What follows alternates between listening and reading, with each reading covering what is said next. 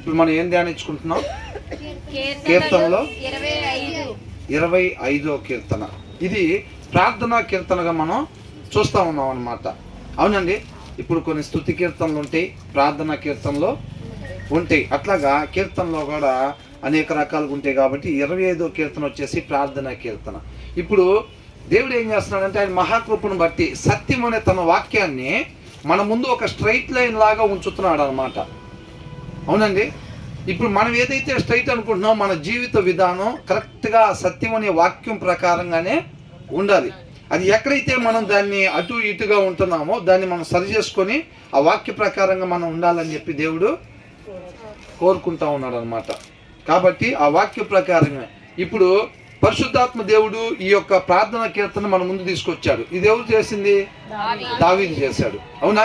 అంటే ఇది మన దగ్గరకు తీసుకుని వచ్చాడు అని అంటే దేవుడు ఏం కోరుకుంటున్నాడు? మనం కూడా అలాంటి ఆలోచనలు కలిగి ఉండాలి. మన ప్రార్థనలోకి ఉద్దేశం కూడా అదే అయి ఉండాలి. మన ప్రార్థన ఎలాగుంటేనే దావీదు ప్రార్థన ఎలాగుంది? అవునండి. ఇప్పుడు దావీదు ప్రార్థనలు కూడా మనం చూస్తూ ఉన్నాం, ఉద్దేశాలు గమనిస్తూ ఉన్నాం, ఆయన మనస్తత్వం గమనిస్తూ ఉన్నాం, ఆయన ఆశ, ఆయన కోరికలు మనకు తెలుస్తూ ఉన్నాయి. అవునా? దావీదు మనం చూడకపోయినా సరే దావీదు యొక్క కోరికలు ఎలాగుండేవి, ఆయన ఆలోచన విధానం ఎలాగుండేది, ఆయన ఎట్లాంటి గురి కలిగి ఉన్నాడు తన జీవితంలో అనేది మనకి తెలుస్తూ ఉందన్నమాట. ఈ చదివే మనం ఈ కీర్తనలో, ప్రార్థనలో ఎక్కడైనా ఆయనకు అనారోగ్య సమస్యలు, ఆర్థిక ఇబ్బందులు ఇలాంటి వాటి గురించి ప్రార్థన చేస్తున్నారా? మరి మన ప్రార్థన చూస్తే ఎలాగుంటే 85% నుంచి 90% మొత్తం అయ్యే ఉంటాయి.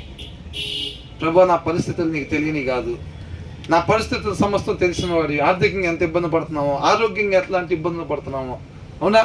వీటి మీదే మన ధ్యాస మొత్తం ఉంటా ఉండిద్ది అనమాట. కానీ దావీదు ధ్యాస ఎక్కడుంది? దేవుని మీద. ఆయన లిగిస్తే ఆత్మీయ జీవితం గురించి మొరపెట్టుకుంటూ ఉంటున్నాడు దేవుడి దగ్గర. మనం మోకాలు వేస్తే దేని గురించి మొరపెట్టుకుంటున్నాం? శరీరాన్ని. అంటే ఆయన చూపు ఎక్కడుంది? మన చూపు ఎక్కడుంది? ఆయన చూపు ఆ పునాదులు కలిగిన ఆ పట్టణం వైపు. అబ్రహాం దేని వైపు చూశాడో దావీదు కూడా దాని వైపే చూస్తూ ఉన్నాడు. మన చూపు ఎటువైపు ఉంది? ఈ లోక సంబంధమైన వాటి వైపు ఉందా? మనకు నిజంగా అనారోగ్యం ఉంది, ఆరోగ్యం బాగు చేస్తే ఆ దేవుడి కృప వలన ఆయన మనకి ఇచ్చిన ఆరోగ్యాన్ని దేని కొరకు ఉపయోగిద్దామని మన ఆలోచన, మన ఉద్దేశం, మనం తపన పడుతున్నాం. ఆరోగ్యం బాగోలేదు, దేవుడికి మొర పెట్టుకుంటే ఆయనకి ఆరోగ్యాన్ని, చక్కటి ఆరోగ్యాన్ని ఇవ్వటం పెద్ద మ్యాటర్ ఏమి కాదు. సరే, ఆయన ఆరోగ్యం ఇస్తే దాన్ని దేని కొరకు ఉపయోగిద్దామని మనం ఆలోచన చేస్తున్నాము. అది చాలా ప్రాముఖ్యమైంది. అవునా? సరే, ఆర్థికంగా ఇబ్బందులు పడుతున్నాం, దేవుడి దగ్గర మొర పెట్టుకుంటే దేవుడు ఆ స్థితిని మార్చినప్పుడు అది దేని కొరకు ఉపయోగించాలని మనం ఆలోచన చేసుకుంటున్నాం. ప్రార్థన చేసేటప్పుడే ప్రభు ఆరోగ్యం లేదు నాయనా, మంచి ఆరోగ్యాన్ని దయచేయమని మనం ప్రార్థన చేస్తే ఆరోగ్యం ఇచ్చినప్పుడు దాన్ని ఎలాగ ఉపయోగించాలో కూడా ఒక ఆలోచన ఉంటుంది కదా మనకి. అవునా? దాన్ని మనం క్వశ్చన్ చేసుకోవాలి అని అంటున్నాడు. దావీదు దేని గురించి ప్రార్థన చేస్తున్నాడు, మనం దేని గురించి ప్రార్థన చేస్తున్నాం, ఆయన ఇష్టాలు దేని వైపు ఉన్నాయి.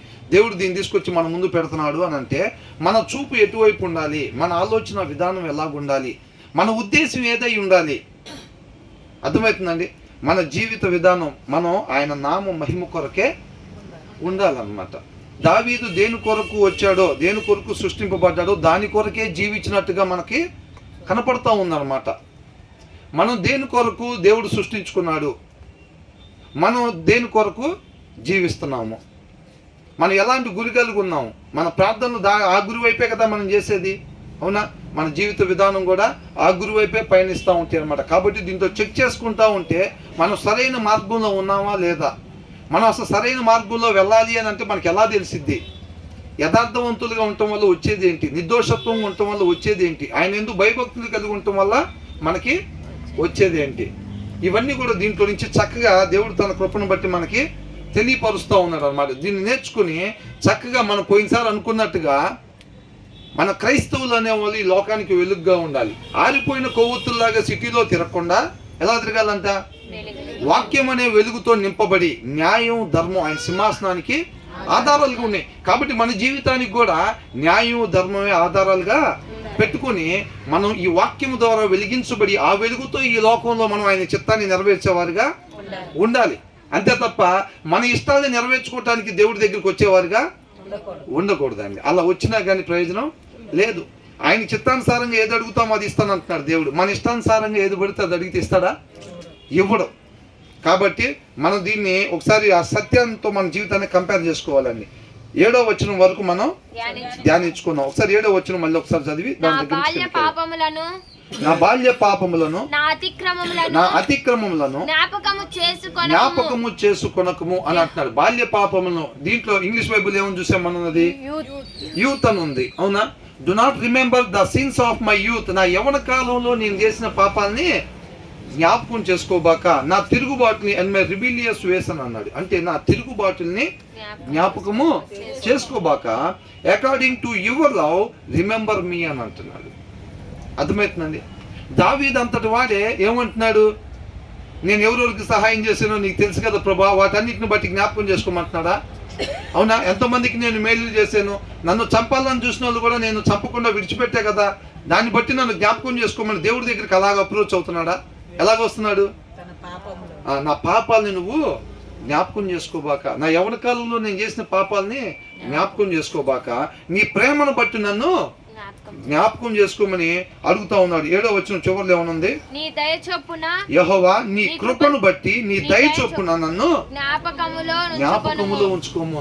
అంటే తన హృదయానుసారుడైన దావీదు దేవుడి దగ్గరికి ఎలాగ అప్రోచ్ అవుతున్నాడు, మనం ఎలాగ అప్రోచ్ అవుతున్నాం? అవునా? మనం శంకర్లాగానే ఉంటున్నాం, లేకపోతే వేరే వాళ్ళకి ఎలాగ ఉంటున్నాం? ఇంటి పక్కన వాళ్ళకి నేను ఉండలేదుగా ప్రభా, ఇంటి ముందు వాళ్ళకిలాగా మరీ అలాగా లోకస్తులుగా నేను ఉండలేదుగా ప్రభా, అట్లాగా అప్రోచ్ అవుతున్నావా? ఒకసారి చూడాలి. 8వ వచనం, యెహోవా ఉత్తముడును యథార్థవంతుడునై ఉన్నాడు, కావున తన మార్గమును గూర్చి ఆయన పాపులకు ఉపదేశించును అని అంటున్నాడు. ఆయన ఎలా ఉన్నాడంట? మనం ఎవరిని పోలి జీవించాలి?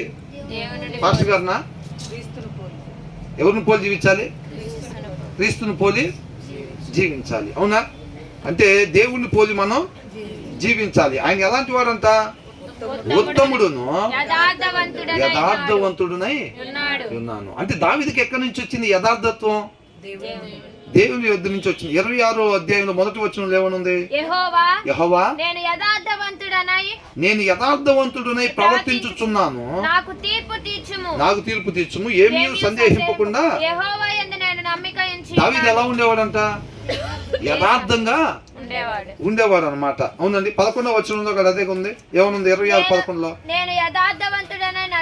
నేను యథార్థవంతుడనై నడుచుకొనుచున్నాను, నన్ను విమోచింపు. ఆయనకున్న ధైర్యం ఏంటంట?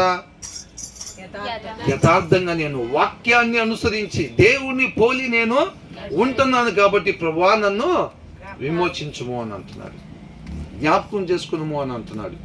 అర్థమవుతుందండి? ఈ యథార్థత్వం దేవుడు ఎలాగుండేవాడంట?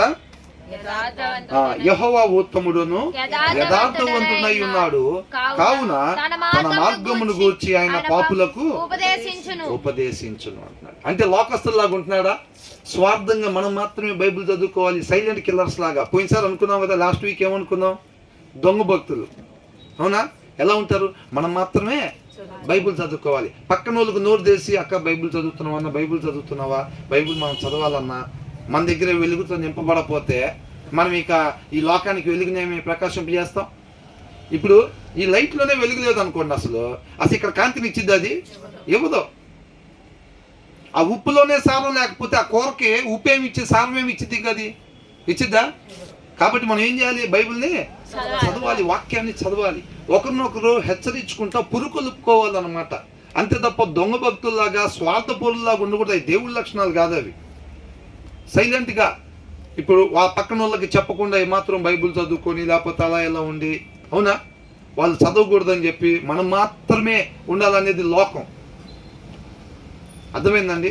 ఆత్మీయ జీవితంలో మనం మాత్రమే అనేది ఉండదు. మన దేవుని పోలి జీవించాలని అంటే ఆయన ఏం చేస్తున్నాడు? ఆయన పునరుద్ధరణలో తిరిగి లేచినప్పటికీ కూడా మనందరం కూడా తండ్రితో పాటు యుగ యుగాలు ఉండాలనే ఒక భారం ఆయనలో ఉంది. అవునా?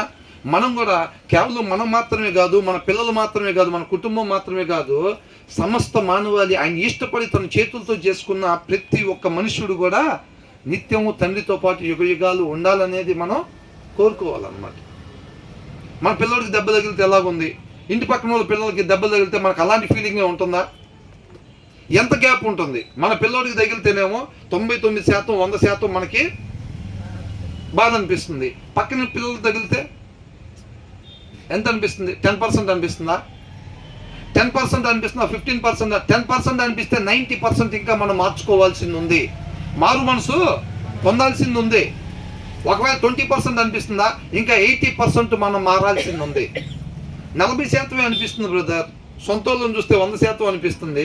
బయట వాళ్ళకి ఏదైనా ఇబ్బంది కలిగినప్పుడు 40% మాకు కొద్దిగా ఫీలింగ్ తెలుస్తుంది.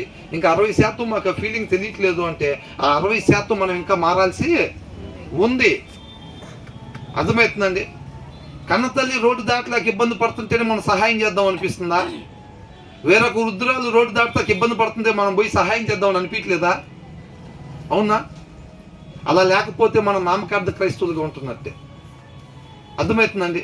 ఎంతకాలం కాదు, న్యాయం ధర్మాన్ని అనుసరించి దేవుడు ప్రేమను బట్టి మనం జీవించేవారుగా ఉండాలి. మన ప్రవర్తన ద్వారా క్రీస్తుని కనపరిచేవారుగా ఉండాలన్నమాట మనం. అర్థమవుతుందండి? దేవుడు ప్రేమ స్వరూపి కాబట్టి ఆయన స్వరూపంలోకి మనం మార్చబడటం అని అంటే ఆ యొక్క ప్రేమని ఈ లోకంలో మనం కనపరిచేవారుగా ఉండాలి. ఆ ప్రేమ నిస్వార్థంగా ఉండిద్ది అన్నమాట, లాభాన్ని ఆశించకుండా ఉండిద్ది. అర్థమవుతుందండి? తిరిగి వాళ్ళు మనకి మేలు చేయలేరని తెలిసినా సరే మనం పోయి వాళ్ళకి సహాయం చేయాలన్నమాట. అది లోకంలో. ఇప్పుడు లోకంలో ఉండే వాళ్ళు ఏం చేస్తారు? అన్యులు ఏం చేస్తారు? నీకు సహాయం చేసిన వాళ్ళకి నువ్వు తిరిగి సహాయం చేస్తే దాంట్లో నీ గొప్పే ఉంది, లోకస్తులు కూడా అలాగా చేస్తారు కదా అని అంటున్నాడు.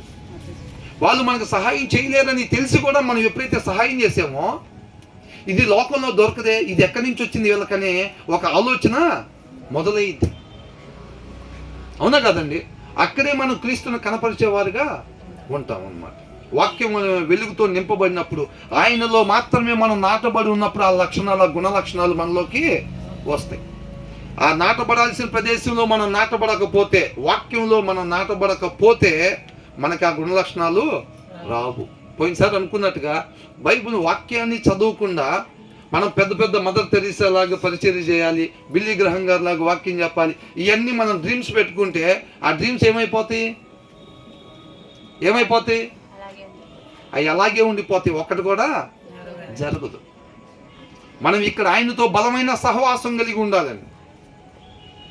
అవునా?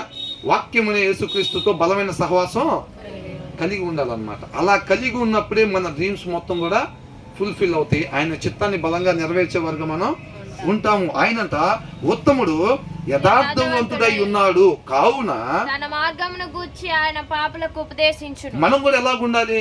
మనం కూడా ఆయన యొక్క సత్యాన్ని ఉపదేశించే వరకు ఉండాలంటే మనం కూడా ఎలాగుండాలి? యథార్థవంతులుగా ఉండాలి, ఉత్తములుగా ఉండాలి. అంటే గుడ్, మంచిగా ఉండాలి. యథార్థంగా మనం ఉన్నట్లయితేనే మనం కూడా ఉపదేశాన్ని మిగతా వాళ్ళకి చేయగలుగుతాం. ఆయన అలా ఉన్నాడు కాబట్టి ఇవన్నీ కూడా ఫార్ములాస్ లాగా అనమాట. అర్థమవుతుందండి? ఈ కిందది ఎట్లా వచ్చింది ఈయనకి అని అంటే ఆ పైన దాన్ని చేయటం వలన ఆ కిందది ఉన్నది వచ్చిందనమాట. 9వ వచనం ఏమంటున్నాడు? న్యాయ విధులను బట్టి ఆయన దీనులను నడిపించును. అంటే ఎలా నడిపిస్తాడు? హీ గైడ్స్ ద హంబుల్ అనే వినయపూర్వకంగా. అర్థమైందండి? వినయంగా ఉండే వాళ్ళకంటే ఈ guides the humble in what is right అని అంటున్నాడు. ఏది సత్యమో ఆ సత్యం ప్రకారంగా వాళ్ళని నడిపిస్తూ ఉంటాడు అనమాట. ఎవరిని? యథార్థముగా ఉత్తములుగా. అంటే వినయం కలిగి ఉండేవాడి హంబుల్ అని అంటే వినయం. He guides the humble in what is right and teachers them his way. ఆయన మార్గాన్ని తెలియపరుస్తాడు అనమాట. ఆయన మార్గాన్ని తెలియపరుస్తూ ఉంటాడు. ఏ రీతిగా ఆయన మార్గంలో నడుచుకోవాలో చెప్తా ఉంటాడు. ఎవరికి? వినయం చూపించే వాళ్ళకి. మనం వినయంగా లేకపోతే ఆయన మార్గం మనకు తెలిసిద్దా? తెలీదు. ఎలాగెళ్ళాలో బోధిస్తాడా? బోధించడు. ఆయన సత్య మార్గంలో మనల్ని నడిపించేవాడు ఉండడు. He guides the humble in what is right అని అంటున్నాడు. ఏదైతే సత్యమో ఆ సత్య ప్రకారంగా ఎవరైతే వినయం చూపిస్తారో, విధేయతను చూపిస్తారో వారినంట ఆ మార్గాన్ని ఆయన నడిపిస్తాను అని అంటున్నాడు. తర్వాత ఏమంటున్నాడు? ఆయన చేసిన నిబంధనను, ఆయన నియమించిన శాసనములను గైకొను వారి విషయములలో. అంటే ఏంటంట? గైకొను వారి విషయంలో. అంటే గైకొనకపోతే ఇప్పుడు ఏదైతే చెప్తున్నారో అది జరగదు. అవునా? మళ్ళీ ఒకసారి చదవండి.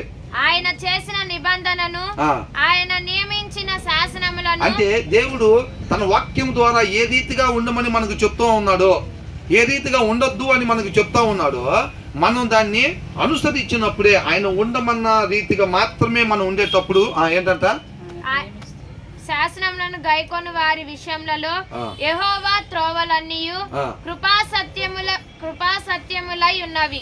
All the ways of the Lord are loving and faithful. ఆయన మార్గాలంట ప్రేమించదగినను విశ్వసించదగినట్టుగా ఉంటాయి అన్నమాట. దేవుని యొక్క మార్గాలు ప్రేమించదగినట్టుగా విశ్వసించదగినట్టుగా ఉంటాయి. ఎవరికి? Towards those who keep the demands of his covenant అని అన్నాడు. అంటే ఆయన మాట ప్రకారంగా ఎవరైతే జీవిస్తారో వారికి మాత్రం అంట ఆయన మార్గాలు ఎలా ఉంటాయి అంట, ప్రేమించదగినగాను విశ్వసించదగినట్టుగా నమ్మకమైనట్టుగా ఉంటాయి అని అంటున్నాడు. అర్థమవుతుందండి? ఆయన మాట ప్రకారంగా నడుచుకోపోతే అది చెప్పేవాళ్ళారా అట్లా చేయొద్దు అంటారు, ఇట్లా చేయొద్దు అని అంటారు. పొద్దుగూకి అక్కడికి వచ్చిన దగ్గర నుంచి అన్ని రూల్స్ రెగ్యులేషన్స్ ఏముంటాయి, అవునా?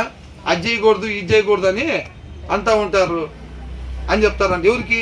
ఆయన మాట ప్రకారంగా ఉండని వాళ్ళకి అనమాట. అర్థమవుతుందండి?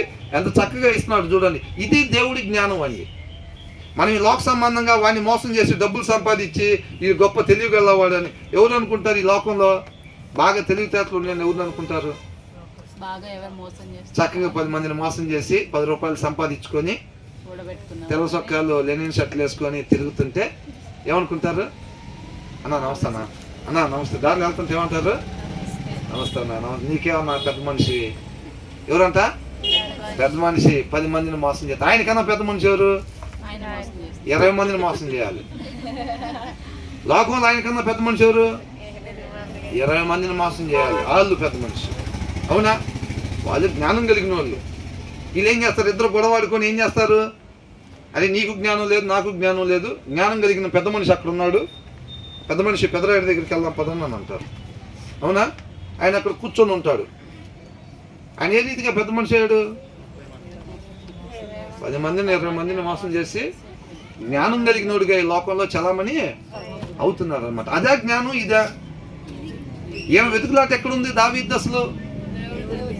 ఈయనకి డబ్బు కొదువా, ఆరోగ్యం కొదువా, సైన్యం కొదువా, ఏం కొదువై ఉంది? మరి వాటి గురించి అడుగుతున్నాడా? ప్రభువా కుడికాలు ఎడంకాలు, ప్రభువా ఇక్కడ పెయిన్.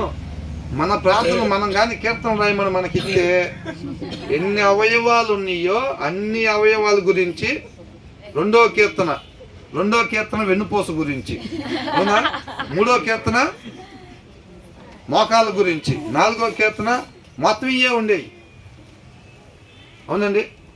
మొత్తం అయ్యే ఉండే. మన ప్రార్థనలు కానీ ఒక రకంగా కీర్తనలుగా ఏదైనా పెట్టుంటే కనుక మొత్తం ఇదే. ఇక అది మెడికల్కి సంబంధించినా లేకపోతే ఆత్మీయతకు సంబంధించిందో కూడా తెలుసుకోవటం చాలా కష్టం. అసలు ఆయన దాంట్లో ఎతికినా కనపడతలేదు. మరి ఆయనకి లేవు అంటారా? అది మనిషి కాదా? A1 రోబోట్లో వాళ్ళు ఏమన్నా? మరి నిన్న బ్రదర్ ఒక మాట అన్నారు. ఏమన్నారు? అనారోగ్య సమస్యలు అందరికీ ఒంటి అవి మనం ప్రత్యేకంగా మోకాలు చేసి చెప్పుకునే అవసరమే లేదు. దేనికోసం తాపత్రయపడాలో మనం వాటి కోసం మనం తాపత్రయపడేవారిగా ఉండాలి. అర్థమవుతుందండి? మేము అనుకున్నాం కదా, ఏమని? కొంచెం తలకాయ నొప్పి వస్తుంటే నాకే ఎందుకు ఇట్లా వస్తున్నాయి అని అనుకుంటూ ఉంటాం. వాళ్ళని జాగ్రత్తగా బండి ఎక్కించుకొని తీసుకెళ్ళి గవర్నమెంట్ హాస్పిటల్ ఎమర్జెన్సీ దగ్గర తీసుకెళ్ళి ఒక 2 నిమిషాలు నిలబెట్టామంటే ఇన్నా తలకాయ నొప్పి ఇంకేమన్నా బ్రహ్మాండంగా ఉంది, అసలు ఏం ప్రాబ్లం లేదు. కాళ్ళు ఊడిపోయి ఏలాడే వాళ్ళు ఉన్నారు అక్కడ, అవునా? చేతులు పైకి లేకుండా వాళ్ళు ఉన్నారు. ఎముకలు కనపడుతున్నాయి బయట కొంతమంది, కండ మొత్తం పోయి. అట్లాంటి వాళ్ళని చూస్తే తలకాయ నొప్పి లేదు. జెండు బాం కూడా రాసే పని ఏమీ లేదు, తలకాయ నొప్పి లేదు, ఏమీ లేదు. అసలు 100% బాగున్నా నేను వాళ్ళందరికన్నా అనుకుంటారు, అవునా? లేకపోతే చిన్న నొప్పి వస్తే తలకాయ నొప్పి, బైబుల్ చదవట్లేదు. ఎందుకురా బైబుల్ చదవలేదు అంటే ఏంటంట? తలకాయ నొప్పి, అవునా?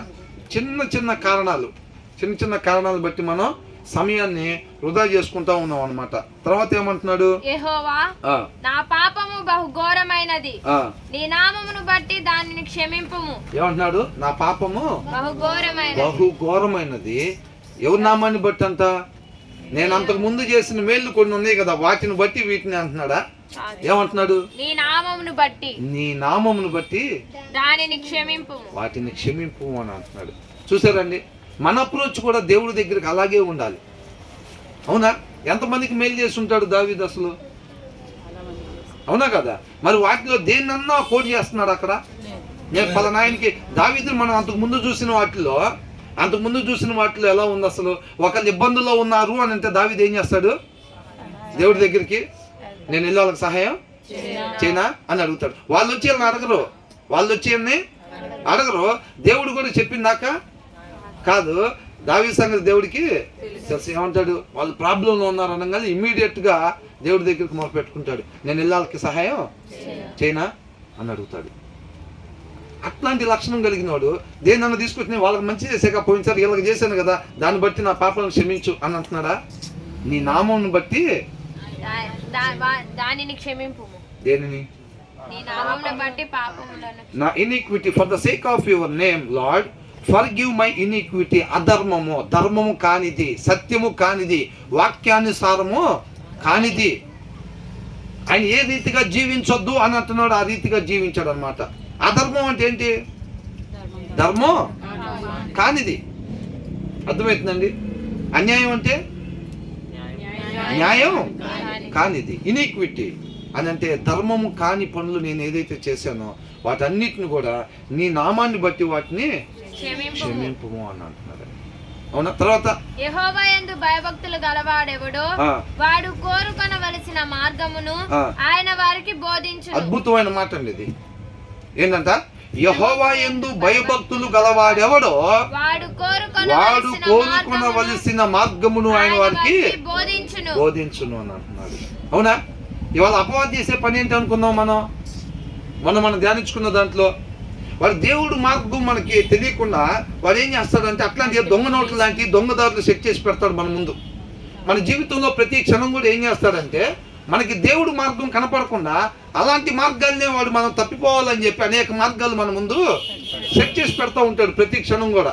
కాబట్టి మనం ఏ మార్గంలో వెళ్ళాలో తెలియాలి అని అంటే అన్ని మార్గాల్లో సరైన మార్గంలోనే మనం ఎంచుకొని నడవాలంటే ఏం చేయాలంట? ఆయన యందు భయభక్తులు కలవాడికి. అపవాది అనేక మార్గాలు పెట్టేసి ఆ సత్య మార్గం ఏదైతే ఉంటుందో ఆ మార్గం కనపడకుండా మనల్ని కన్ఫ్యూజ్ చేస్తాడనమాట. అర్థమవుతుందండి? ఎంతమందికి అర్థమైంది నేను చెప్పిన ఈ మాట? అపవాది ఏం చేస్తాడు చెప్పండి? అదేం చేస్తాడంటే ఇప్పుడు అది దేవుడి మార్గం అనుకోండి. ఇప్పుడు ఆ గేట్ ఉంది కదా, అది దేవుడి మార్గం అయితే మనం ఇక్కడ దాకా వచ్చేటప్పుడు వాడు ఏం చేస్తాడంటే సేమ్ అలాంటి గేట్ వాడు అక్కడ ఒకటి సెట్ చేస్తాడు, ఇక్కడ ఒకటి సెట్ చేస్తాడు, అక్కడ ఒకటి సెట్ చేస్తాడు, ఇక్కడ ఒకటి సెట్ చేస్తాడు అనమాట. మనం ఏ డోర్లో నుంచి వెళ్ళాలో తెలియకుండా అన్నీ ఒకటేలాగా ఉంటాయి. ఇప్పుడు దొంగ నోట్లు ఎట్లా తయారు చేస్తాడు? 2000 రూపాయల నోటు 10 రూపాయల నోట్లా తయారు చేస్తారా? ఎలా చేస్తారు? 2000 రూపాయల నోట్ లాగానే తయారు చేస్తారు. అది పింక్ కలర్ లో ఉంటే దీన్ని పసుపు కలర్ లో చేస్తారా? మరి ఎట్లా చేస్తారు? పింక్ కలర్ లాగానే చేస్తారు. వాడు కూడా ఏం చేస్తాడంటే ఆ మార్గంలో కూడా మనం వెళ్ళకుండా అలాంటి మార్గాన్ని యాస్టీస్ గా డూప్లికేట్ తయారు చేసి పెడతాడు. అవునా? మనం అన్ని మార్గాల్లో కరెక్ట్ గా సత్య మార్గంలోనే మనం వెళ్ళాలి అని అంటే ఏముండాలంట? అది ఎలా తెలిసిద్దంట? Very good. ఆ వచనం మళ్ళీ చదవండి. యెహోవా యందు భయభక్తులు గలవాడెవడో వాడు కోరుకొనవలసిన మార్గమును ఆయన వారికి బోధించును. అన్ని మార్గాల్లో ప్రతి క్షణం అంటే మన జీవితంలో అన్ని దారులు వాడు మనం కన్ఫ్యూజ్ చేయడానికి పెడతా ఉంటాడు అపవాది. అర్థమవుతుందండి? అన్ని దారుల్లో సరైన దారిని నేను ఎంచుకోవాలి అని అంటే ఆయన యందు భయభక్తులు ఎవరైతే కలిగి ఉంటారో వాళ్ళకు మాత్రమే అది బయలుపడిద్ది. అర్థమవుతుందండి? ఆ సత్య మార్గం, అది దేవుని మార్గం ఏదైతే ఉందో ఆ మార్గం వాళ్ళకు మాత్రమే బయలుపడిద్ది. ఎవరికి? వాడు 10 డోర్లు పెట్టినా 15 డోర్లు పెట్టినా ఖచ్చితంగా వీళ్ళు ఆ యొక్క దేవుని మార్గంలో నడుస్తారు అంతే. ఎలాగంట? ఆయన యందు భయభక్తులు కలిగి ఉంటాం అంటే ఏంటి? వాక్యాన్ని అనుసరించి. కొద్దిగా అర్థమయ్యేటట్టు మన భాషలో చెప్పండి, కొన్ని నా భాషలో చెప్పండి. ఎస్. ఏంటంట? ఆయన ఏది చేయమని చెప్తున్నాడో అది మాత్రమే చేయటం, ఆయన ఏది వద్దు అని అంటున్నాడో అది మన జీవితంలో ఎప్పుడు కూడా చేయకూడదు అనమాట. మన జీవిత విధానం ఏదై ఉండాలి? వాక్యాన్ని మాత్రమే అనుసరించటం. ఆయన ఏదైతే చేయమని చెప్పాడో అది మాత్రమే చేయటమే మా జీవిత విధానం తప్ప మా జీవితంలో ఇంకొక విధానం ఉండదు. ఏదన్నా లాభం చూపించగాక ఏదైనా సరే అయినా సరే మన వాక్యాన్ని మాత్రం న్యాయం, ధర్మం, ఇంట్లో ఉన్న, ఆఫీస్ దగ్గర ఉన్న, మందిరంలో ఉన్న, ఎక్కడున్నా సరే న్యాయం, ధర్మమే మా జీవిత విధానానికి ఆధారాలుగా ఉంటాయి అంతే. వేరే వాళ్ళు లక్షలు సంపాదించచ్చు, మన ఆఫీస్లోనే మన పక్కనే కూర్చొని టేబుల్ మీద లక్షలు సంపాదించి అయ్యి కొనుక్కోవచ్చు, మేళ్ళ మీద మేళ్ళలో కట్టచ్చు గాక. కొంతకాలం మాత్రమే ఉండిపోయే వాళ్ళ వైపు వాళ్ళ చూపు ఉంది కాబట్టి వాళ్ళ మార్గాన్ని ఎంచుకున్నారు. శోధింపబడకుండా సువర్ణంగా మనం మారలేము.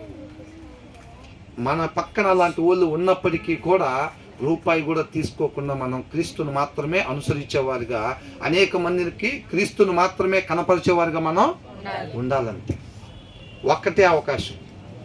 వద్దంటే అవ్వలాగా పండు తింటమే ఉంది, ఎవరైనా తింటారు. అవునా? దేవుడు ఏమని చెప్పాడు? పండు తినమన్నాడా, తినొద్దు అన్నాడా? తినద్దు అని అన్నాడు. వద్దన్న పని ఎవరైనా చేస్తారు ఈ లోకంలో. లోకస్తులు చేయరా? లోకస్తులు అది వద్దు అని అంటే వాళ్ళకి అదే కావాలి. అవునా కదా? కానీ అవ్వలాగా వద్దు అంటే పండు ఎవరైనా తింటారు, తినకుండా ఉండటమే గొప్ప. అది ఆ గొప్ప జీవితాన్ని మనం దావీదు అది కోరుకున్నాడు. పండు తినటం ఎవరైనా చేస్తారు, తినకుండా జీవించటమే, అది ఆయన నామాన్ని మహింపరచటం. అది కావాలి, దానికోసం పోరాడుతున్నా, దానికోసం పాకులాడుతున్నా నేను. అర్థమవుతుందండి? ఆయనకి వీటిలో లేదండి తృప్తి. ఈ సైన్యం పెరగటంలో, ఇంకా కొంతమంది సైన్యంలో చేరుతూ ఉంటే ఒక రాజ్యం మీదకి వెళ్ళి దాని మీద యుద్ధం చేసినప్పుడు ఏం జరిగింది? జయించినప్పుడు వాళ్ళ జనాన్ని ఇలా సైన్యంలో చేర్చుకుంటారు, మంచి వాళ్ళని. అర్థమవుతుందండి? అలా ఈయనకి ఎక్కడికి పోయినా విజయమే వస్తూ ఉంటుంది. ఆ సైన్యం పెరుగుతూ ఉంటారు అనమాట. ఆ రాజ్యాన్ని దగ్గర స్వాధీనం చేసుకున్నప్పుడు ఏం చేస్తారు? వాళ్ళ డబ్బుని స్వాధీనం చేసుకుంటారు, వాళ్ళ జనాన్ని స్వాధీనం చేసుకుంటారు. వాటిలో లేదా ఆయనకి ఆనందం.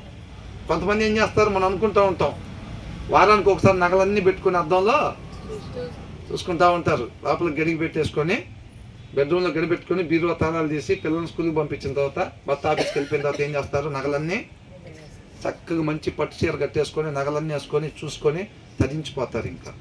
అవునా? జెంట్స్ అయితే ఏం చేస్తారు? అకౌంట్లో బ్యాలెన్స్ 4-5 సార్లు ఇది కదా మనం అంటే, ఇది కదా మనం అంటే అనుకుంటారు జెంట్స్. అవునా? అట్లా కొంతమందికి కొన్నిట్లో ఆనందం. కొంతమంది ఏం చేస్తారు? సీసావాడు కొనుక్కొని ఏంటంట సీసావాడు కొనుక్కో, వాళ్ళ ఆనందం అక్కడ ఉంటుంది, వాళ్ళ ఆనందం. కొంతమందికి కొన్ని ఆనందాలుగా పెట్టుకున్నారు, అంటే వాళ్ళ హృదయంలో కోరికలు అయ్యి. అర్థమవుతుందండి? దావీదు హృదయంలో ఆయన కోరికలు ఏమై ఉన్నాయి, ఆయన ఉద్దేశాలు ఏమై ఉన్నాయి, ఆయన ఆశ ఏమైనా, ఆయన తపన దేనికోసం ఉంది. దేవుడు ఇది మన దగ్గరికి పంపించాడంటే మన ఉద్దేశాలు ఏం కావాలి, మన కోరికలు ఏం కావాలి, ఎలాగున్నాయి, మన కోరికలు ఎలాగున్నాయి. అర్థమవుతుందండి? మన ఉద్దేశాలు ఎలాగున్నాయి, మన తపన ఏంటి. సరే నేను నీకు తోడుగా ఉంటా కానీ అని అంటే ఏం సాధిద్దామని, దేన్ని గురి పెట్టుకొని ఉన్నావు, ఒకసారి చెక్ చేసుకోండి అంటున్నాడు దేవుడు. అర్థమవుతుందండి? సైన్యం జతపడతా ఉంటే ఆయనకి దాంట్లో లేదు ఆనందం. పెద్ద కోటలు ఉన్నాయి. అవునా? వెండి బంగారాలు భయంకరంగా ఉన్నాయి. వెండి అయితే లెక్కలేనంత, ఇక తూకం వేయలేక వదిలిపెట్టేశారంట. అంత వెండి బంగారం వాటిలో లేదు ఆయనకి ఆనందం. ఎక్కడుంది? ఆయన చిత్తం నెరవేర్చటంలో ఉంది, ఆయన నామాన్ని మహిమపరచటంలో ఉంది. ఆయన వద్దు అంటే అవ్వదు, చేయలేని పని నేను చేసి ఆయన నామాన్ని మహింపరిచేవాడిగా ఉండాలని ఉంది. అది దావీదు అంటే. అవునా? ఒక స్టాంప్ వేసుకుని వెళ్ళిపోయాడు, ఒక ముద్ర వేసుకొని దేవుని యొక్క హృదయానుసారుడు అట్లా ప్రూవ్ చేసుకొని ఆయన ఏంటో చూపించెళ్ళాడు. ఇవాళ మన వంతు వచ్చింది. ఏం చేస్తున్నాం? మన సొంత ఇష్టాలు నెరవేర్చుకోవటానికి ఆయన కృపను బట్టి మనకి ఇచ్చిన ఈ సమయాన్ని వాడుతున్నామా? ఒక క్షణం మనం సజీవులుగా ఉన్నామంటే కేవలం ఆయన కృపే, కేవలం ఆయన కృపే. ఆయన కృప ద్వారా మనకి ఏది ఇచ్చినా అది దేని కొరకు వాడాలి? ఆయన నామ మహిమ కొరకే వాడాలంతే. ఆయన క్షణం సజీవులుగా మనల్ని ఉంచాలంటే ఆ క్షణం ఆయన నామ మహిమ కొరకే వాడాలి. అదే మన ఉద్దేశం అయి ఉందా? దానికోసమే మనం తపన పడుతున్నామా? మన కోరికలు అయ్యే ఉన్నాయా? నీ కోరిక ఏదైతే నువ్వు రిమోట్ పట్టుకున్నప్పుడు ఆ ఛానల్ నొక్కుతావు అంతే, నీ ముందు ఆ వీడియో రన్ అవుతూ ఉంటుంది అంతే. అవునా కాదండి? పరిచర్య చేయాలని చెప్పి పొద్దుగూకులో పనికిమాలిన ఛానల్స్ పెట్టుకొని చూస్తూ ఉంటే చేస్తావా పరిచర్య? నీ హృదయం, నువ్వు కన్నుతో నువ్వు దేన్ని చూస్తూ ఉంటావు? నీ హృదయం దాన్ని కోరుకుంటూ ఉండిద్ది అనమాట. మామిడికాయ విత్తనం వేస్తే యాపిల్కాయలు వస్తాయా? ఏ విత్తనం వేస్తే అదే చెట్టు వచ్చింది. నువ్వు కంటితో నిత్యం దేన్ని చూస్తున్నావు? నీ హృదయం దాన్నే కోరుకుంటా ఉండిద్ది అంతే. ఎంతసేపు చూస్తున్నావు వాక్యం వైపు, అంత పర్సంటేజ్ నీ హృదయం కోరుకునేది అంతే. అవునా? శుక్రవారం నుంచి మళ్ళీ శుక్రవారం నాకు బైబిల్ తీయట్లేదు అనుకోండి, అర్మర్లో నుంచి అనవసరం ఈ వ్యర్థమైనవి అన్నీ. నేను భయంకరంగా పరిచయం చేయాలి, ఇది చేయాలంటే అలాంటి కోరికలు అన్నీ బాక్స్లో పెట్టిన తర్వాత కూడా మళ్ళీ నా బాక్స్లోనే బయలుదేరుతాయి మట్టిలోకి, అంతే. ప్రయోజనమే ఉండదు. సమయం ఉండగానే మనం ఏం చేయాలంట? సద్వినియోగం చేసుకోవాలంట. మనకి సత్య మార్గం బయలుపరచబడాలి. ఎంతమందిలో లోకంలో ఎంతమంది ఉంటే నువ్వు ఆయన నామ మహిమ కొరకు ఆయన చిత్తాన్ని నెరవేర్చడానికి నువ్వు ఏ సమయంలో ఎవరి దగ్గరికి వెళ్ళి ఏం డిస్కషన్ చేయాలి, నువ్వు ఏ పని చేయాలి, నీ ఆలోచన ఎలా ఉండాలి, నీ భార్య నీ సంభాషణ ఎలా ఉండాలి, మీ ఇద్దరి మధ్యలో సంబంధం ఏ రకంగా ఆయన నామానికి మహిమకరంగా ఉంటుంది, ఆ పిల్లల్ని నువ్వు ఏ రీతిగా పెంచాలి, నీ నోట్లో నుంచి వచ్చే మాట పిల్లల దగ్గర ఉన్నప్పుడు నువ్వు ఏది పలకాలి, ఇవన్నీ నీకు తెలియాలంటే ఆయన ఎందుకు భయభక్తులు కలిగి ఉండాలంట. అప్పుడే మనం కోరుకోవాల్సిన మార్గాన్ని ఆయన మనకి బోధిస్తాడంట. మనం కోరుకోవటం కాదు, మన టాలెంట్, మన జ్ఞానం ఎక్కడన్నా ఉపయోగించుకుని పోయామంటే అక్కడ ఏమైందంట? మొత్తం నాశనమే అయిపోయింది. అర్థమవుతుందండి? మన జ్ఞానంతో ఆయన చిత్తాన్ని నెరవేరుస్తామా? ఎక్కడ కూడా నెరవేర్చలేము. మనం ఏ మార్గం కోరుకోవాలో ఆ మార్గాన్ని కూడా ఎవరు బయలుపరచాలంట? ఆయనే బయలుపరచాలి. నువ్వు వాళ్ళు ఉదయకాలం లేచావు, ఎవరెవరిని కలవాలి, నీ నోట్లో నుంచి ఏం మాట్లాడాలి, మొత్తం కూడా ఆయన చిత్తాన్ని మాత్రమే నెరవేర్చేదిగా ఉండాలని అంటే ఎవరు నడిపించాలంట? ఆయనే నడిపించాలి. అర్థమవుతుందండి? ఆయన ఎందుకు భయభక్తులు కలిగి ఉంటే దావీదుకి అదే భయం. ఆయన చిత్తం కాకుండా నా ఇష్టం ఎక్కడ కూడా నేను నెరవేర్చుకోకూడదు. నా జీవితంలో నా సమస్త జీవితం ఆయన నామ మహిమ కొరకే ఉండాలి. నా ఇష్టాన్ని ఎక్కడ కూడా నేను నెరవేర్చుకునేవాడిగా ఉండకూడదు. ఎక్కడైనా సరే ఒక క్షణమైనా నా ఇష్టాన్ని నేను నెరవేర్చుకుంటానేమో అని చెప్పి దావీదుకు భయం. అది మన భయం ఏంటి? ఇంటి పక్కన వాళ్ళకన్నా మనం ఎక్కడన్నా తక్కువగా ఉంటామేమో, అది మన భయం. ఆయన భయం ఏంటంట? దేవుని చిత్తం కాకుండా నా ఇష్టాన్ని ఎక్కడన్నా నెరవేర్చుకుంటానేమో అనేది ఆయన భయం అన్నమాట. చూసుకోవాలి ఆయనకి మనకి ఎక్కడ ఎంత తేడా ఉందో. తర్వాత ఏమంటున్నాడు? అతని ప్రాణము నెమ్మదిగా నుండును, అతని సంతానము భూమిని స్వతంత్రించుకొనును. ఎవరంట? యెహోవా యందు భయభక్తులు. ఎవరైతే భయభక్తులు కలిగి ఉంటారో వారి ప్రాణం ఎలా ఉంటుందంట? నెమ్మదిగా ఉంటుంది. They will spend their days in prosperity అన్న శ్రేయస్సు కలిగి వాళ్ళ దినాల్ని వాళ్ళు గడుపుతారంట. And the descendants will inherit the land అని అంటున్నాడు. ల్యాండ్ అంటే ఏంటి? భూమి. అంటే ఏ భూమి? తన ప్రాణము నెమ్మదిగా ఉండను, అతని సంతానము భూమిని స్వతంత్రించుకోండి అంటే ఏంటి? నూతన భూమిని. అర్థమవుతుందండి? నూతన భూమిని వాళ్ళు ఏం చేస్తారంట? స్వతంత్రించుకుంటారంట. నూతన భూమి అంటే ఏంటి? నూతన భూమి అంటే ఏంటి? నిత్య జీవం, పరలోకం. ఇవి నూతన భూమి. నూతన ఆకాశాన్ని నూతన భూమిని సృష్టించిన తర్వాత మనతో పాటు దేవుడి యుగయుగాలు ఉంటాడు, మనం ఆయనతో పాటుగా యుగయుగాలు ఉంటాం. అది నూతన భూమి. అర్థమవుతుందండి? ఆయన ఎందుకు భయభక్తులు కలిగి ఎవరైతే ఉంటారో, ఆయన చెప్పిన మాట ప్రకారంగా మాత్రమే ఎవరైతే జీవిస్తారో వాళ్ళు నిత్య జీవాన్ని స్వతంత్రించుకునే వారిగా ఉంటారన్నమాట. తర్వాత ఏమంటున్నాడు? యెహోవా మర్మము ఆయన యందు భయభక్తులు గలవారికి తెలిసి ఉన్నది. ఆయన ఎందుకు భయభక్తులు లేకపోతే ఆయన మర్మం తెలీదు. మర్మాలని బయలుపరచు ప్రభువా. ఆయన చెప్పింది ఏమీ చేయకుండా మర్మాలని బయలుపరచు ప్రభు, నీ సత్యాన్ని కనపరచు. అవునా? ఆ లోతులోకి నడిపించు. ఎప్పుడు ఆయన చెప్పింది ఏమి చెయ్యము, చేసే ఉద్దేశం కూడా లేదు. ఎలా వచ్చాం లోపలికి మనం? ఆయన కృపను బట్టి శ్రేష్టమైన యొక్క అవునా ఆహారం, ఆత్మీయ ఆహారం ఏదైతే సిద్ధపాటు చేశాడో, నేను ఏ రీతిగా ఉండాలని చెప్పి ఆయన మాటను సిద్ధపాటు చేశాడో ఆ మాట ప్రకారంగా మాత్రమే నేను ఉండాలి. అదే దప్పికొన్న తత్వంతో లోపలికి వచ్చామా మనం? ఆయన వాళ్ళు ఏం మాట్లాడతాడో నాతో దాని ప్రకారంగా మాత్రమే నేను జీవించాలని చెప్పి ముందే సిద్ధపాటు అయ్యి వచ్చామా? వాక్యం అద్దం లాంటిది కదా. ఇప్పుడు అక్కడ ఉన్న అద్దం దగ్గరికి మనం వెళ్ళేటప్పుడు ఏ ఉద్దేశంతో వెళ్తాం?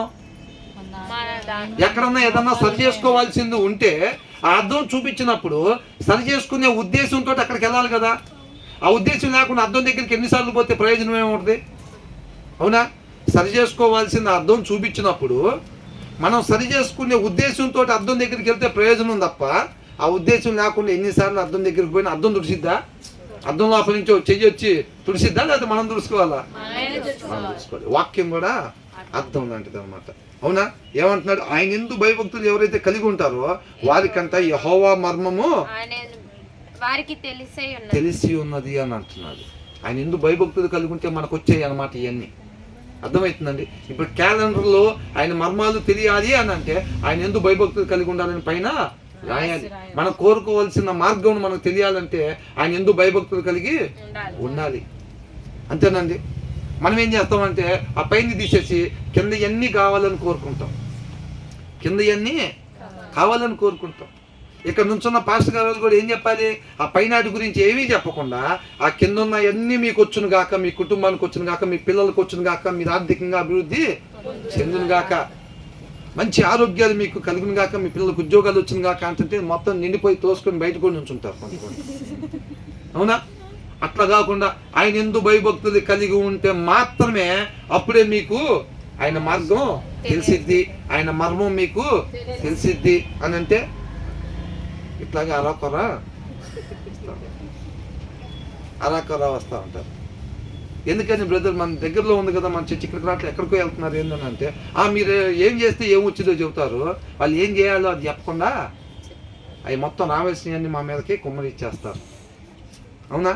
మన ఒకరిననే ఉద్దేశం కాదండి, వాక్యంలో ఉన్నది మనం చెప్తున్నాం అన్నమాట. తర్వాత ఏమంటున్నాడు? యెహోవా మర్మము ఆయన ఎందుకు భయభక్తులు గల వారికి తెలిసి ఉన్నది, ఆయన తన నిబంధనను వారికి తెలియచేయును. ఆయన తన నిబంధనను వారికి ఆయన ఎందుకు భయభక్తులు లేకపోతే ఆయన నిబంధన మనకి తెలియజేయబడదు. అంతే. అవునా కదా? తర్వాత ఏమంటున్నాడు? నా కనుదృష్టి ఎల్లప్పుడు యెహోవా వైపునకే తిరిగి ఉన్నది. ఏంటంట? దావీదు కనుదృష్టి ఎటుందంట? బంగారం మీద ఉందా? మనలాగా డబ్బు మీదే ఉందా? ఎటుందంట? ఆరోగ్యం మీదనే ఉందా? డబ్బు మీదనే ఉందా? బంగారం మీదనే ఉందా? మరి దేని మీద ఉందంట దావీది? మరి మనది ఎక్కడుంది? మన కన్ను దృష్టి ఎక్కడుందండి? మన కన్ను దృష్టి రాత్రి 11ంటికి నిద్రపోయేటప్పుడు యెహోవా వైపుకి తిరిగిద్ది. ఆవిలు ఇచ్చుకుంటా ఇక్కడ దాకా తిని ఏంటంట? ఇక్కడ దాకా తిని అప్పుడు యెహోవా వైపు మంపుగా మసగ్గా అప్పుడు మన కనుదృష్టి ఆయన వైపు మరలిద్ది. అమ్మయ్యా, ఇప్పుడు దాకా నా ఇష్టాలు మొత్తం నెరవేర్చుకున్నా, ఇంకొక గంటలో 24 గంటలు కంప్లీట్ అయిపోతే 11ంటికి నిద్రపోతాం కాబట్టి ఒక 2 నిమిషాలు ఆయన వైపు చూడాలి. ఎందుకు? నరకంలోకి పోకుండా. అక్కడ కూడా ఆయన నా కోసం నన్ను ప్రేమించి ఆయన సృష్టించాడే, నా కోసం నన్ను ప్రేమించి ఆయన ప్రాణాన్ని పెట్టాడే, దానికోసం కాదు ఆయనకి వెళ్ళి చూసేది. ఆ 2 నిమిషాలు కూడా దేనికోసం అంట? అక్కడ కూడా మన లాభమే, ఆయన కోసం ఏం కాదు. నరకంలోకి పోకుండా. ఈ లోకంలో వచ్చే వీటన్నిటి కోసం మనం 23 గంటలు కేటాయించుకున్నాం కదా, ఆ లాస్ట్ క్షణాలు కూడా ఏంటంట? నరకానికి పోకుండా అది కూడా రావాలని చెప్పి, పరలోకంలో ఉండాలని చెప్పి మంపుగా మసగ్గా అప్పుడు ఆయన ఎత్తుకు చూసే ప్రయత్నం చేస్తాం. అంతేనా? దావీదు కూడా అట్లాగే ఉన్నాడా? ఎలా ఉన్నాడంట? నా కను దృష్టి ఎల్లప్పుడు యెహోవా వైపునకే అంట. క్షణం కూడా పక్కకు చూసే ఆలోచన దావీదుకి లేదు. రోజుకి 24 గంటలు పెడితే ఎన్ని గంటలు చూస్తాడంట? 24 గంటలు చూస్తాడంట. రోజుకి 50 గంటలు పెట్టుంటే 150 గంటలు పెట్టుంటే 150 గంటలు ఆయన కను దృష్టి ఎవరి వైపు ఉంటుందంట? అది జీవితం అంటే. అవునా? మరి దావీదుని కాకపోతే ఎవరిని ఇష్టపడతారు? ఇంకా దావీదుని కాకపోతే దేవుడు ఎవరిని ఇష్టపడతాడండి? అవునా? మురిసిపోయి ఉంటాడేమో దేవుడు అసలు. అవునా? మురిసిపోయి ఉంటాడు. ప్రతి క్షణం దావీదు జీవితం చూస్తుంటే దేవుడికి అసలు అంత ఆనందాన్ని కలిగించుంటారు. నా కను దృష్టి ఎల్లప్పుడూ యెహోవా వైపునకే తిరిగి ఉన్నది. ఆయన నా పాదములను వలలో నుండి విడిపించును. ఏంటంట? ఆయన నా పాదములను వలలో నుంచి విడిపించును అంటున్నాడు. ఇక్కడ ఏమంటున్నాడు? ఇంగ్లీష్ లో ఏమనుందంటే my eyes are ever on the Lord. ఎల్లప్పుడు కూడా నా కను దృష్టి యెహోవా మీదనే ఉంటుంది. For only he will release my feet from the snare అని అన్నాడు. ఏమండి? తెలుగులో దాన్ని మిస్ చేశారు. ఏంటంట? ఫర్ ఓన్లీ అని అంటే ఆయన మాత్రమే అనేది. ఇక్కడ ఏమని ఇచ్చారు? నా కను దృష్టి ఎల్లప్పుడూ యెహోవా వైపునకే తిరిగి ఉన్నది. ఆయన నా పాదములను అని చెప్పి ఆయనే నా పాదములను ఆయన్నే అని పెట్టాలన్నమాట వాస్తవానికి. అవునా? ఇక్కడ ఓన్లీ అని రాశారు ఇంగ్లీష్లో. ఇంగ్లీష్ నుంచి తెలుగు తర్జుమా కాబట్టి తెలుగులో ఏమని పెట్టాలి? ఆయనే, ఆయన మాత్రమే నా పాదములను వలలో నుండి విడిపించును. అర్థమైందండి? ఇక వేరొక వాళ్ళు విడిపించలేరు, అంతే. అది దావీదు మాట్లాడే దాని యొక్క ఉద్దేశం అన్నమాట. అర్థమైందా? అందుకని ఇవాళ మనల్ని కూడా ఎవరు విడిపించగలుగుతారు? ఎవరు విడిపించగలుగుతారు? ఆయన మాత్రమే అన్నమాట. అర్థమవుతుందండి? కాబట్టి మన కను దృష్టి కూడా ఎల్లప్పుడూ ఆయన వైపు మాత్రమే ఉండాలి అని అంటున్నాడు. ఆ తర్వాత ఏమంటున్నాడు? నేను ఏకాకిని బాధపడు వాడును. నిజంగా నేను ఏకాకేనా?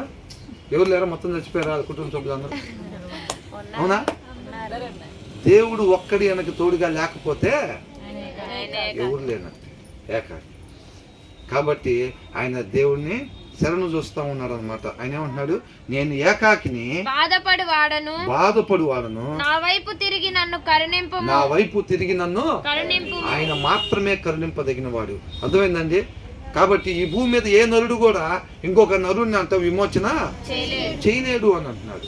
ఆయన మాత్రమే కరుణింపదగ్గవాడు. కాబట్టి ఏమంటున్నాడు? నా వైపు తిరిగి నన్ను కరుణింపము అని కోరుకుంటా ఉన్నాడు. ఇట్లా ఎక్కడైనా కనపడుతుందండి ఆర్థిక సంబంధమైన విషయాలు కానీ, ఆరోగ్య సంబంధమైన విషయాలు కానీ ఎక్కడైనా కనిపిస్తున్నాయా? చూడండి, ఆయన ఎంత కాడికి ఆత్మీయ జీవితం కొరకే వేడుకుంటా ఉన్నాడు దేవుడి దగ్గరికి వచ్చి. అంటే శాశ్వత కాలం నిలిచి ఉండే దాని కొరకు దావీదు కోరుకుంటా ఉన్నాడు, ప్రార్థన చేస్తూ ఉన్నాడు అనమాట. కొంతకాలం ఉండిపోయే డబ్బు, కొంతకాలం ఉండిపోయే ఆరోగ్యం, ఈ పేరు, గొప్పతనాలు, వీటి కోసం ఆయన తాపత్రయం లేదు. శాశ్వతంగా నిలిచి ఉండే దానికోసమే ఆయన తాపత్రయపడతా ఉన్నాడు. తర్వాత ఏమంటున్నాడు? నా హృదయ వేదనలు అతి విస్తారములు ఇక్కట్లలో నుండి నన్ను విడిపింపుము. నా బాధను నా వేదనను కనుగొనుము. నా పాపములన్నిటిని క్షమింపుము అంటున్నాడు. ఆ తర్వాత ఏమంటున్నాడు? నా శత్రువులను చూడుము. వారు అనేకములు క్రూర ద్వేషముతో వారు నన్ను ద్వేషించుచున్నారు. వాళ్ళ శత్రువులంట క్రూర ద్వేషముతో, భయంకరమైన ద్వేషంతో ద్వేషిస్తా ఉన్నారు అనమాట. నేను నీ శరణు జొచ్చి ఉన్నాను. ఎవరు శరణు చూస్తున్నాడు అంట? దేవుని యొక్క శరణు జొచ్చుచున్నాను. నన్ను సిగ్గుపడనీయకము. నా ప్రాణమును కాపాడుము. నన్ను రక్షింపుము అని అంటారు. అంటే ఈయన దగ్గర ఉన్న సైన్యం ఈయన రక్షించలేదా? ఈయన ప్రాణాన్ని కాపాడలేరా? ఈయన దగ్గర స్పెషల్ ఫోర్స్ కూడా ఉంటారు కదా. అవునా? ఆర్డినరీ సైన్యం కాదండి, సైన్యాధిపతులు కాదు. ఈయన చుట్టూ సపరేట్ స్పెషల్ ఫోర్స్ కూడా ఉంటారు. దావీదికి ఉందా లేదా? బైబిల్లో ఉంది. వాళ్ళందరూ ఈయన రక్షించలేరా? ఎంతమంది ఉన్నా సరే రక్షణ యెహోవా యొద్ద నుంచి మాత్రమే వచ్చిద్ది. అది దావీదు నమ్మకం అన్నమాట. అర్థమవుతుందండి? నేను కారు బాగా దోలుతా, నేను కారు బాగా బానిస్తా, నేను బైక్ బాగా బానిస్తా, నేను కాబట్టి నన్ను నేను కాపాడుకోగలుగుతాను అని అనుకుంటే కాపాడుకుంటావా? లేదు. రక్షణ ఎక్కడి నుంచి రావాలంట? యెహోవా యొద్ద నుంచి మాత్రమే అది వచ్చిద్దని దావీదుకు తెలుసు. కాబట్టి ఆయన ఏం చేస్తున్నాడంట? నా ప్రాణమును కాపాడుము, నన్ను రక్షింపుము. నేను నీ శరణు జొచ్చి ఉన్నాను, నన్ను సిగ్గుపడనీయకము అని అంటున్నాడు. యెహోవా శరణు జొచ్చి ఎంతమంది ఉన్నా సరే వాళ్ళు ఆయన రక్షించలేరు అని దావీదు యొక్క నమ్మకం. ఆయన దగ్గర నుంచి మాత్రమే రక్షణ వచ్చిద్దని దావీదు నమ్ముతా ఉన్నాడు. తర్వాత ఏమంటున్నాడు? నీ కొరకు నేను కనిపెట్టుచున్నాను. ఎవరి కొరకంట? దేవుడి కొరకంట నేను కనిపెట్టుకుంటున్నాను. యథార్థతయు నిర్దోషత్వమును నన్ను సంరక్షించును. అంటే దేవుడి దగ్గరికి ఎలా వచ్చాడు? ఆయన ఇష్టానుసారంగా వచ్చి మోకాలు వేసి ప్రార్థన చేస్తున్నాడా? ఇప్పుడు వారం మొత్తం ఆయనకు నచ్చినట్టుగా జీవించి ఇక్కడికి వచ్చి ప్రార్థన చేస్తున్నాడా? నీ చిత్తాన్ని నెరవేర్చేటట్టు నడిపించడానికి ప్రార్థన చేస్తున్నాడా? ఎలాగొచ్చాడు? యథార్థవంతునిగా, నిర్దోషత్వంగా. అర్థమవుతుందండి? వారం అంతా వాక్యాన్ని అనుసరించి వచ్చి ఇక్కడ మోకాలు వేసి ప్రార్థన చేస్తున్నాడు అనమాట. ఆయన మాట ప్రకారంగా జీవించి వచ్చి ఆయన కనుదృష్టి ఎవరి మీద ఉండిద్దంట? నీతిమంతుల మీద ఆయన కనుదృష్టి ఉండిద్ది. వారి ప్రార్థనల కోసం అనంట ఈయన జవాబు ఇవ్వటానికి ఆసక్తితో ఎదురు చూస్తూ ఉంటారంట. ఎవరు ప్రార్థన వైపు చూస్తున్నారంట? నీతిమంతులు అంటే ఎవరు? వాక్యాన్ని అనుసరించేవారు. ఆయన మాట ప్రకారంగా మాత్రమే జీవించే వాళ్ళు ఎవరైతే ఉన్నారో వారి ప్రార్థన ఆలకించడానికంట, వారికి జవాబుని ఇవ్వటానికి ఆసక్తితో దేవుడు ఎదురు చూస్తూ ఉన్నారు, ఆయన కను దృష్టి వాళ్ళ మీద ఉండిద్ది అని అంటున్నాడు. కాబట్టి ఆయన సహవాసం, ఆయన మందిరానికి వచ్చేటప్పుడు ఎలా వచ్చాడంట? యథార్థంగా నిర్దోషత్వంగా వారం మొత్తం కూడా జీవించి వచ్చి మోకరించడానికి ప్రార్థన చేస్తా ఉన్నాడు. ఆయన ప్రార్థన ఆలకిస్తాడా లేదా? తప్పకుండా ఆలకిస్తాడు అనమాట. వారం మొత్తం మన ఇష్టానుసారంగా జీవించి వచ్చామనుకోండి, వారం మొత్తం మన ఇష్టానుసారంగా జీవించి వచ్చి మనం చేసే ప్రార్థన ఆయన ఆలకిస్తాడా? మళ్ళీ చెప్పాలి, మళ్ళీ చెప్పాలి, ఆలకించడు. అంతేనా? చాలా మంది ఏమనుకుంటారు, ఆయన కరుణామయుడు, కరుణిస్తాడు కాబట్టి మా ప్రార్థనని, మేము మంచోళం కాకపోయినా సరే ఆయన మంచోడు కాబట్టి మా ప్రార్థనని ఎలాగైనా సరే ఆయన ప్రార్థన చేస్తే ఆలకిస్తాడా? ఆలకించడు. అలా మనల్ని మనం మోసం చేసుకుంటే రేపు నష్టపోయేది కేవలం మనమే. కాబట్టి ఈ వారం మొత్తం కూడా ఆయన మాట ప్రకారంగా న్యాయంగా ధర్మంగా, ఆయన మాటలు ఏముంటది? న్యాయము ధర్మం అంటే. నువ్వు ఎక్కడన్నా ఉండుగాక ఆయన కృపను బట్టి మనకిచ్చిన ప్రతి క్షణం ఏదైతే మనం సజీవులుగా ఉన్నామో ఆ సజీవులుగా ఉన్నంత సేపు ప్రతి క్షణం కూడా మనం ఎలాగ ఉండాలి? న్యాయంగా ధర్మంగా వాక్యాన్ని మాత్రమే అనుసరించి మనం ఉండాలి. ఎక్కడున్నా సరే మనం ఆయన నామ మహిమ కొరకు మాత్రమే మనం జీవించే వరకు ఉండాలి. అలా జీవించి వచ్చి ప్రార్థన చేస్తూ ఉన్నాడు కాబట్టి ఆయన ప్రార్థన దేవుడు తప్పకుండా ఆలకిస్తాడు. కాబట్టి ఉన్నాడు, నా ప్రాణమును కాపాడము, నన్ను రక్షింపుము, నీ కొరకు నేను కనిపెట్టుకుంటున్నాను, యథార్థతయు నిర్దోషత్వమును నన్ను సంరక్షించును గాక. దేవా వారి బాధలన్నిటిలో నుండి ఇశ్రాయేలీయులను విమోచింపుము. ఏమంటున్నాడు? ఆయన గురించి మాత్రమే చేసుకున్నాడు ఆ ప్రార్థన. మనకులాగా నేను, నా భర్త, నా పిల్లలు, నేను, నా భర్త. పొద్దున పూట ప్రార్థనలో అదే ఉండిద్ది, మధ్యాహ్నం పూట కూడా ప్రార్థన చేస్తే అదే ఉంటుంది, సాయంత్రం ప్రార్థన కూడా అదే ఉంటుంది. కొంతమంది ప్రార్థన అంటే ఏంది? ఒకటి ప్రిపేర్ అయిపోతారు, ఒకటి నేర్చుకుంటారు బట్టి పట్టినట్టుగా. పొద్దున పూట మోకాలు వేసినా ఇక అదే బట్టి అప్పచెప్పేయటమే, మధ్యాహ్నం పూట మోకాలు వేసినా అప్పచెప్పేసేయటమే, అవునా? సాయంత్రం పూట మోకాలు వేసినా అదే అప్పచెప్పేసేయటమే, అవునా? దావీదేమంటున్నాడు? స్వార్థంగా ఆయన గురించే చేసుకుంటున్నాడా? లాస్ట్ వచ్చిన ఏమంటున్నాడు? దేవా వారి బాధలన్నిటిలో నుండి ఇశ్రాయేలీయులను విమోచింపుము. ఇశ్రాయేలీయులందరినీ ఏం చేయాలంట? విమోచింపుము. అందరి తరపున ఆయన ప్రార్థన చేస్తా ఉన్నాడు అన్నమాట, అవునా? దావీదు ప్రార్థన ఎలా ఉంది? మన ప్రార్థన ఎలా ఉంటుంది? అలాగే ఉంటుందా? ఈ లోక సంబంధమైన వాటి గురించి, దేని గురించి అన్న ప్రార్థన చేస్తున్నాడా దావీదు? కొంతకాలం ఉండిపోయే వాటి గురించి ప్రార్థన చేస్తున్నాడా? శాశ్వతంగా నిలిచి ఉండే వాటి కొరకు ప్రార్థన చేస్తా ఉన్నాడు. ఆయన చిత్తము కొరకు, ఆయన నామ మహిమ కొరకు మాత్రమే జీవించాలి అనేది ఒక దావీదు యొక్క ఉద్దేశం. ఆయన కోరికలు అయ్యి ఉన్నాయి అన్నమాట, అవునా? కాబట్టి ఈ వాక్యంతో కంపేర్ చేసుకొని మన ఉద్దేశాలు ఎలాగున్నాయి, మన కోరికలు ఎలాగున్నాయి, మన ఇష్టాలు ఎలాగున్నాయో ఒకసారి చెక్ చేసుకొని కేవలం ఆయన నామ మహిమ కొరకు మాత్రమే మనం అందరము జీవించాలి అని చెప్పి దేవుడు ఇష్టపడతా ఉన్నాడు, అవునా? ఎంతమంది అదే రీతిగా ఉండాలని ఇష్టపడుతున్నారు? హల్లెలూయా, హల్లెలూయా. దేవునికే మహిమ కలుగును గాక.